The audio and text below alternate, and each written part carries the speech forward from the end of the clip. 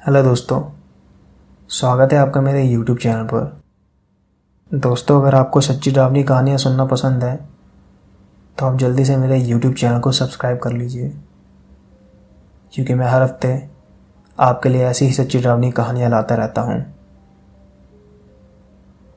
तो चलिए बढ़ते हैं अपनी पहली कहानी की तरफ।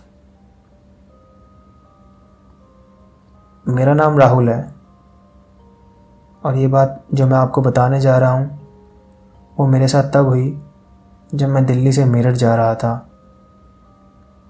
मैंने हाईवे का रास्ता ना लेते हुए एक शॉर्टकट रास्ता लिया था जो जंगलों के बीच में से जाता था। करीब 2 घंटे का सफ़र करने के बाद अचानक से मेरी गाड़ी बंद हो गई। मैंने गाड़ी से नीचे उतर कर देखा तो मेरी गाड़ी से काफ़ी धुआं निकल रहा था। मैंने गाड़ी के अंदर जाकर देखा तो मेरी बोतल से पीने का पानी भी ख़त्म हो चुका था और मुझे काफ़ी प्यास लग रही थी। गर्मियों का समय और ऊपर से काफ़ी धूप भी थी। दिन के करीब 2 बज रहे थे। मैंने अपनी दोनों तरफ देखा तो दूर दूर तक जंगल ही जंगल नज़र आ रहे थे और उस कच्ची सड़क पर मुझे कोई और गाड़ी भी नज़र नहीं आ रही थी। मैंने सोचा कि यूँ मैं जंगल के अंदर जाकर देखूं, क्या पता मुझे कोई तालाब मिल जाए, और मैंने ऐसा ही किया। जब मैं जंगल के थोड़ा अंदर पहुंचा तो मुझे ऐसा लग रहा था कि मानो कोई मेरे पीछे चल रहा हो। लेकिन जब मैंने पीछे मुड़कर देखा तो वहाँ कोई नहीं था। उस जंगल में दिन के समय भी इतनी शांति थी जैसे रात के 2-3 बज रहे हों। अब जंगल के थोड़ा और अंदर जाने के बाद मुझे हल्की हल्की पानी की आवाज़ सुनाई देने लगी। तभी मेरी नज़र एक तालाब पर गई। मैंने सोचा मैं जल्दी से यहाँ से पानी भरकर निकल जाता हूँ, क्योंकि मुझे उस जंगल की खामोशी में कुछ तो अजीब सा लग रहा था। मैं पानी लेने की कोशिश कर रहा था, तभी मुझे तालाब में एक औरत की परछाई नजर आई। मैंने जल्दी से पीछे मुड़कर देखा तो वहाँ कोई भी नहीं था। मैं पानी को फिर से भरने की कोशिश करने लगा, लेकिन मेरी बोतल मेरे हाथ से फिसलकर पानी में गिर गई। लेकिन मैं जैसे ही अपनी बोतल उठाने के लिए थोड़ा नीचे हुआ, इतने में ही मेरा हाथ पानी के अंदर से किसी ने पकड़ लिया। अब मेरे डर की कोई सीमा नहीं थी। मैं उस समय बहुत डर चुका था। मुझे लगा पक्का मुझे कोई बुरी शक्ति डराना चाहती है। मैं जल्दी से अपनी गाड़ी की तरफ भागा और वहाँ रुककर मदद का इंतज़ार करने लगा। मैं डर के मारे अपनी गाड़ी के अंदर ही बैठ गया और मन ही मन भगवान को याद करने लगा।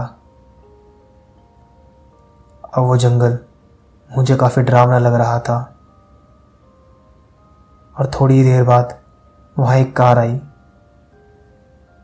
मैंने उस गाड़ी वाले से मदद मांगी और मैं जल्दी से उस जगह से चला गया। दोस्तों, मुझे नहीं पता कि जंगल में वो मैंने क्या देखा और मेरे साथ ऐसा क्यों हुआ, लेकिन मैं यह बात समझ गया था कि वह कोई बुरी शक्ति थी। दोस्तों, यह दूसरी कहानी मैंने एक वेबसाइट से ली है और यह एक सच्ची बात है। तो चलिए बढ़ते हैं अपनी दूसरी कहानी की तरफ। कुछ समय पहले अमेरिका के न्यूपोर्ट की रहने वाली एक महिला को उसके 2 साल के बेटे ने एक ऐसी खौफनाक कहानी सुनाई जिसने उसे आत्माओं के अस्तित्व पर भरोसा करने को मजबूर कर दिया। ट्रिकिया जॉर्डन नाम की महिला ने बताया कि उसके 2 वर्षीय बेटे लूका को मरे हुए लोग दिखाई देते हैं। इतना ही नहीं, वो उनसे बात भी करता है। इस बात का पता उन्हें तब चला जब लूका महज 2 साल का था। महिला ने बताया कि लूका को अचानक उसकी दादी दिखने लगी, जबकि उनकी मौत तभी हो गई थी जब लूका 1.5 साल का था। इसके कुछ ही महीनों बाद वो अजीब अजीब सी हरकतें करने लगा। एक दिन उसने अपनी माँ से बताया कि उसे सुबह उसकी दादी ने उठाया। यह सुनकर टिर्किया काफ़ी घबरा गई, क्योंकि ये वो वक्त था जब लूका भी बोलना सीख ही रहा था और मुश्किल से वो 2-4 ही शब्द बोल पाता था। टिर्किया ने बताया कि उस घटना के कुछ दिनों बाद उसने एक गाना गुनगुनाना शुरू कर दिया।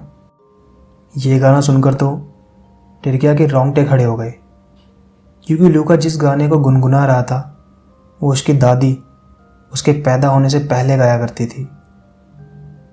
एक और घटना का जिक्र करते हुए टिर्किया ने बताया कि जब लूका 4 साल का था और वो अपनी कार से कहीं जा रहे थे, इसी बीच लूका ने एक घर के आगे कार रुकवा दी और कहने लगा कि इस घर में मार्टिन नाम का एक व्यक्ति रहता था, जिसकी मौत आग लगने से हो गई थी।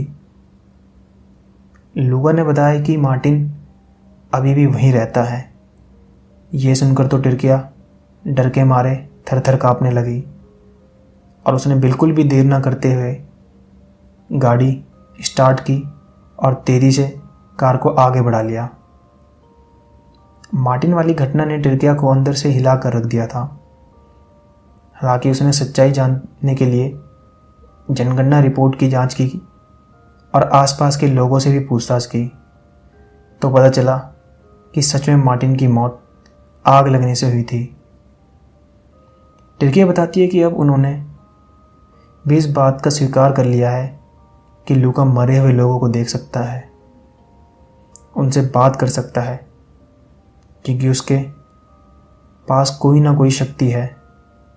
वो कहती है कि उन्हें भी अब डर नहीं लगता, क्योंकि उनके बेटे को आत्माओं से बिल्कुल डर नहीं लगता।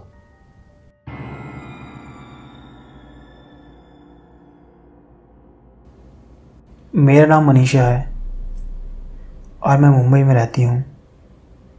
मैं हर गर्मियों की छुट्टियों में अपने दादा दादी के घर जाती थी, गांव में अपनी गर्मियों की छुट्टी बिताने।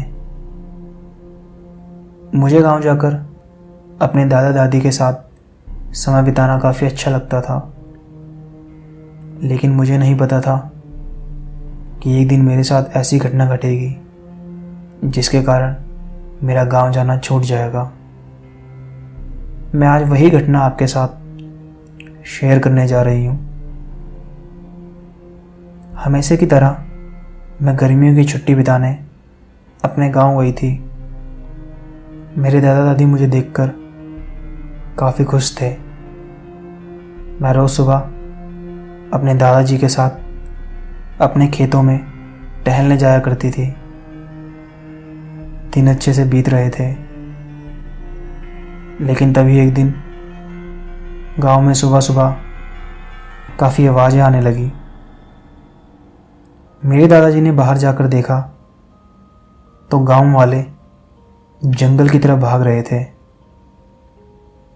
मेरे दादाजी ने जल्दी से अपना डंडा उठाया और वो भी जंगल की तरफ भागने लगे और मुझे और दादी को कहा कि जब तक मैं घर वापस नहीं आता तब तक तुम दोनों घर के अंदर ही रहना और भूल कर भी घर का दरवाज़ा मत खोलना।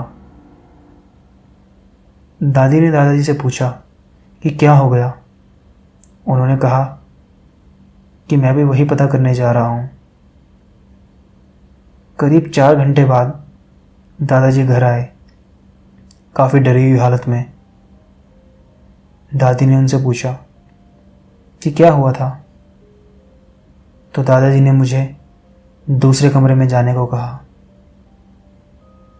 मैं दूसरे कमरे पर चली गई, लेकिन मुझे जानना था कि जंगल में क्या हुआ था। तो मैं बाहर गेट से दादा और दादी जी की बात सुनने लगी।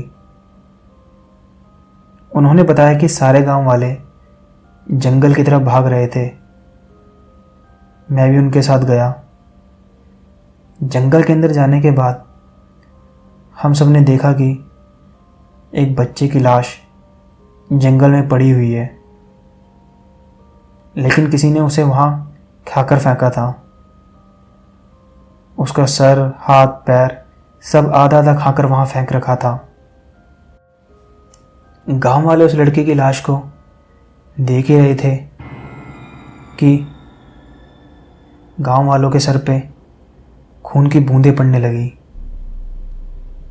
जब हम सब ने ऊपर देखा तो पेड़ पर एक अजीब सी चीज़ बैठ रही थी। दादाजी ने बताया कि वो चीज़ काफ़ी अजीब थी। उसके बहुत लंबे बाल थे, वो भी सफ़ेद बाल।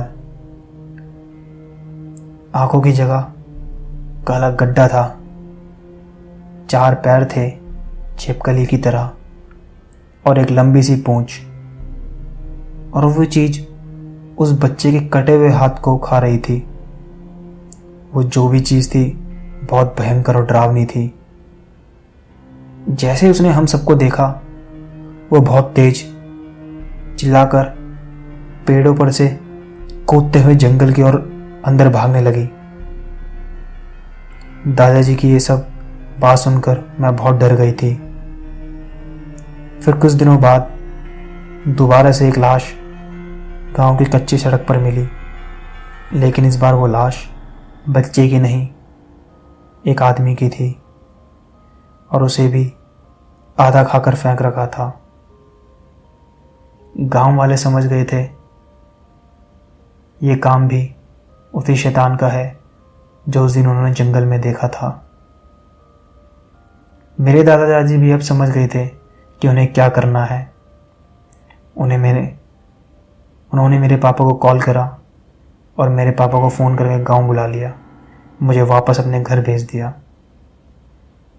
मेरे घर आने के बाद पापा को रोज़ दादाजी की कॉल आती थी और वो रोज़ यही बोलते थे कि आज भी एक आदमी को उसी तरह बेरहमी से उस शैतान ने मार कर खा दिया। पापा ने दादाजी की यह बात सुनकर कुछ ही महीनों बाद दादाजी और दादी को अपने साथ ही बुला लिया मुंबई में। मैंने दादाजी और दादी से इस बारे में जानने की काफ़ी कोशिश करी कि वो क्या चीज़ थी, लेकिन मेरे दादा और दादी जी मुझे हमेशा यही बोलते थे कि वह एक बहुत खौफनाक शैतान था।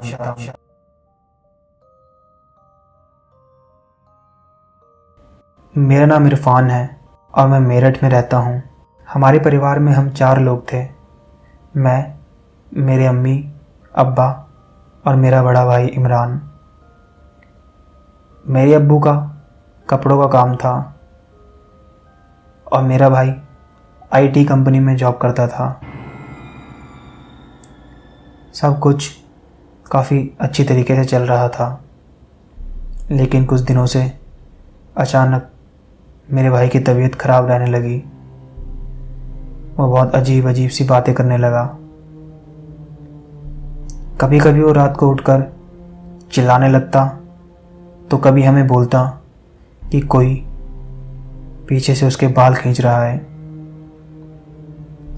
हम सबको कुछ भी समझ नहीं आ रहा था कि ये मेरे भाई के साथ क्या हो रहा है।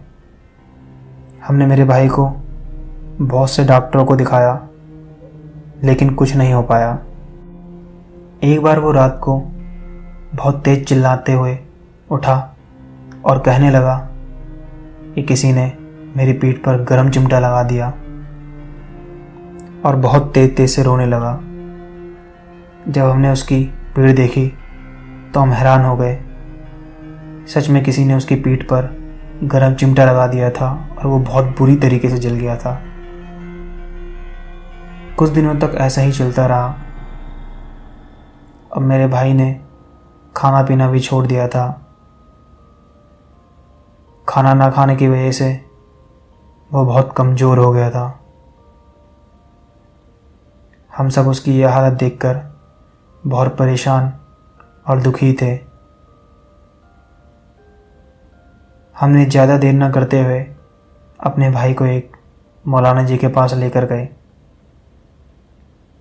लेकिन उन्होंने हमें जो बताया वो बात सुनकर हम बहुत डर गए। उन्होंने हमें बताया कि मेरे भाई के ऊपर किसी ने काला जादू करा है और वो कोई बाहर का व्यक्ति नहीं, हमारे ही रिश्तेदारों में से है। यह सब सुनकर हम बहुत डर गए और सोचने लगे कि ऐसा कौन कर सकता है।